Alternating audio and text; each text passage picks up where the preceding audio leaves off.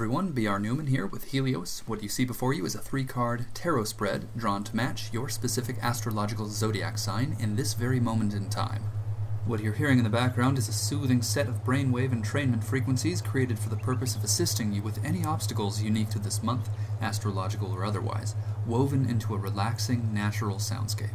Oh, and by the way, I create these audio files myself with some of the best technology available and can customize them to address whatever you might be working with, whether you want to take advantage of opportunities, overcome challenges, or accentuate any of your astrological placements. Pretty cool stuff. And these kinds of things and more are all available on my website, IamHelios.com, and there you'll also find tarot and astrology readings, but also extremely comprehensive yet simple and easy to follow astrology and tarot courses, so check those out. Now let's take a look at what we're working with here this month. You can see in the image on your screen you have 3 cards. The one in the middle is a central theme. It's meant to summarize your general situation, and then on either side of it are 2 cards, or 2 doorways you could look at them as. You walk through one or the other, so listen to the definitions of everything to not only reflect on the nature of your current situation, but also make a conscious choice about how you would like to proceed, the left-hand path or the right-hand path. But first and foremost, your central theme. The Emperor. This major arcana card represents authority. The sun placed in Capricorn embodies this quite well. It denotes order, structure, a plan, a sense of law, and mastery of the will over nature. Positively, this can represent raw creative power and potential, the experience of receiving recognition, empowerment, and stability. Embracing this card would entail a realistic perspective and realistic approach. This is not the tyrant, like what so many misunderstand as a source of patriarchal oppression. This is merely the natural result of a force climbing to the top of a competence hierarchy, earning the right to rule, by both grasping and practicing the means to bring order from chaos. The Emperor desires freedom for all, taking responsibility to ensure this upon himself, thus sacrificing much of his own experience of freedom.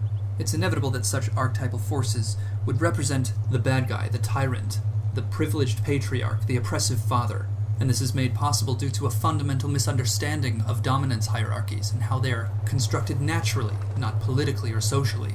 Therefore, the experience of this card often brings out a sense of victimhood, and whether this fuels a false sense of self through victim identity or compels one to sharpen their own mind, take responsibility, and empower themselves is entirely up to the individual. Active experience of this card involves the contemplation of this and, ultimately, a choice. Will you identify with a story of victimhood, thus disempowering yourself and creating a tyrant from nothing? Or will you empower yourself, sharpen your mind, take responsibility, and become the Emperor? These 2 choices will create vastly different worlds, and we can see and feel this palpable tension between these 2 worlds in the socio-political spheres of the modern era. From this position, you can choose to take the left-hand path or the right-hand path, so we'll start with the left. The Ace of Discs. Like all aces in tarot, this is associated with Keter on the Tree of Life, the primordial essence of each respective element.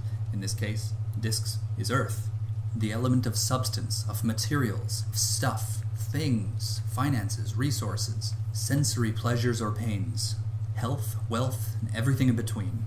In truth, the ace of each element, in its truest form, is completely incomprehensible.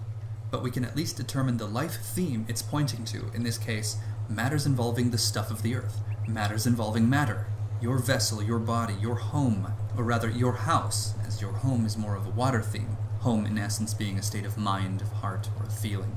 But this Ace of Discs would be referring to the house, to the bank account, to the food on your table, to the table itself, to the stomach to which the food is given, the cells that gain nourishment from it.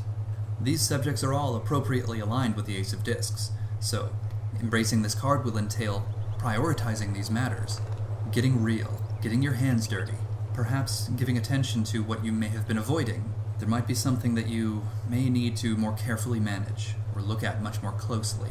Honest, deep, personal reflection will give you all the details you need. Or you can choose to approach the situation outlined by your central theme according to the right-hand path, the Lovers. This card unifies masculine and feminine forces, so this can be Venus with Mars, or the Sun with the Moon, opposing forces reconciling differences, or hemispheric cohesion within the brain. This card calls for active and passive forces in your life to be brought into balance. For example, sometimes we suppress desires because we think we should, or because we are ashamed of them, We drive what should be active into the passive realm. Well, the experience of this card could bring those into the forefront of your awareness, to the point where you have to do something about them. You have to pursue that which you desire. And this can be a wonderful thing.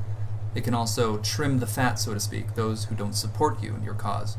Those who aren't truly in favor of you ascending to your highest expression in this lifetime will not support you. They'll fall away.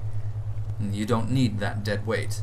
Or, for example, sometimes we live only according to our desires and our whims, and are therefore leading a rather chaotic life, without coherence, without order, ineffective compared to how we could otherwise be, a waste of potential. Well, the experience of this card could, in a sense, tear away any sources of false fulfillment, landing us in a figurative or literal rehab, forcing us to bring about the kind of order, the kind of structure and coherence we require to be fully activated, truly fulfilled. In all likelihood, the experience of this card would reside somewhere in between these two extremes. And of course, honest personal reflection would allow you to see precisely where you're placed and plan accordingly. The idea is to take responsibility for everything that you can, be willing to make compromises, be willing to set boundaries, be willing to push yourself. If fully embraced, this card could bring about a kind of alchemical transmutation, building bridges between differing belief systems, different cultures, reconciling fundamental philosophical differences, providing hopeless chaos with certain order, a clear answer to a paradoxical quagmire, a map to common ground between opposites, or a master key to render all needless walls obsolete. And that concludes this month's complimentary tarot reading. Of course, to get truly serious, very specific, in the most useful way possible, you're going to want to contact me for a tarot reading, for an astrology reading, or a tarot-astrology fusion reading.